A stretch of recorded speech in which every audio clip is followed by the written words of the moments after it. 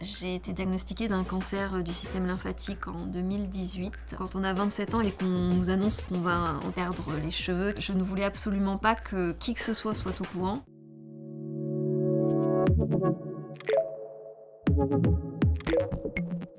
Salut, c'est Agathe Auproux, je suis animatrice sur C8 dans l'émission Ouvert à tous, qui sera le meilleur chroniqueur. T'es bienvenue sur Papillon Action.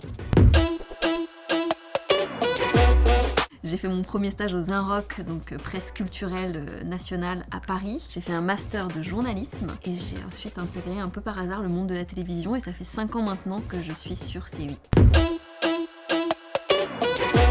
Je suis devenue animatrice d'émissions. Jusqu'alors j'étais chroniqueuse, donc je donnais mon avis sur différents débats et sujets de société. Et maintenant c'est moi qui ai ce rôle d'animer les débats, de gérer mon équipe de chroniqueurs, de décider des sujets qu'on va traiter dans l'émission.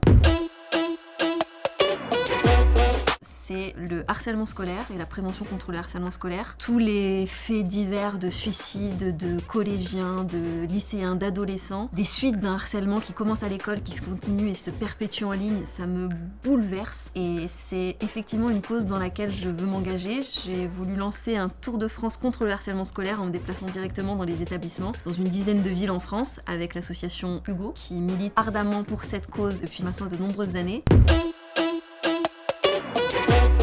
Quand je suis tombée malade, j'ai été diagnostiquée d'un cancer du système lymphatique en 2018. J'ai dû entamer un processus de 6 mois de chimiothérapie. Et quand on a 27 ans et qu'on fait un métier d'image, et qu'on nous annonce qu'on va entamer un processus extrêmement lourd de soins à l'hôpital qui va nous faire perdre les cheveux, qui va nous amincir énormément. Mais je ne voulais absolument pas que qui que ce soit au courant et que ça puisse changer le regard des gens sur moi.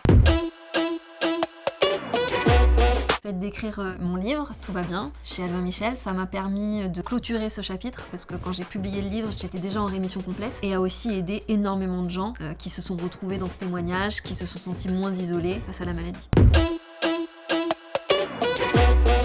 Cette épreuve du cancer m'a fait prendre conscience de la force que j'avais en moi et que je pense nous avons en chacun de nous et qu'on ne soupçonne pas avant d'être confronté à de tels obstacles.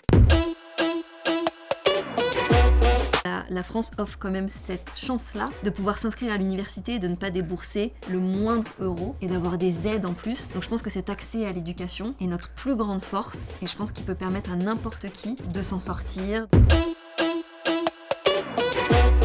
C'est évidemment d'avoir vaincu le cancer et d'avoir survécu à ces 6 mois de chimiothérapie. Mon plus bel accomplissement professionnel, je dirais que c'est l'émission Un jeune, une solution. On recevait sur le plateau des jeunes en perdition. Ils nous racontaient leur parcours, leurs difficultés à trouver un stage, un entretien, un emploi. Et j'avais sur le plateau avec moi 3 experts et ils leur tendaient la main sur le plateau en disant on a étudié votre profil, voici ce qu'on peut vous proposer. Alors c'était une réussite incroyable sur plus d'une vingtaine de jeunes. Tous aujourd'hui ont trouvé le stage qui leur correspond, le CDD, parfois le CDI.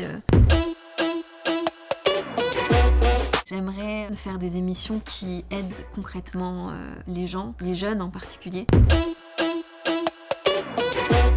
Le fait d'avoir eu un cancer, ça décourage énormément d'assureurs qui pensent que potentiellement tu peux mourir et faire une rechute dans les 5 prochaines années, donc te prêter de l'argent c'est un petit peu risqué, donc on va te le faire payer à 200%, on va te mettre des intérêts incroyables, mais je me mets à la place de toutes ces personnes qui tombent malades, qui ont un handicap à vie et qui sont confrontées à ces problèmes du quotidien, on ne les aide pas en fait, au contraire on les ostracise encore plus. Je pense que c'est la chose la plus importante et valorisante que vous pourrez faire dans votre vie. Donc n'hésitez pas, s'il y a une cause qui vous tient à cœur, descendez dans votre quartier, à la mission locale, renseignez-vous sur internet si des associations existent déjà sur des sujets qui vous touchent et vous pourrez donc les aider.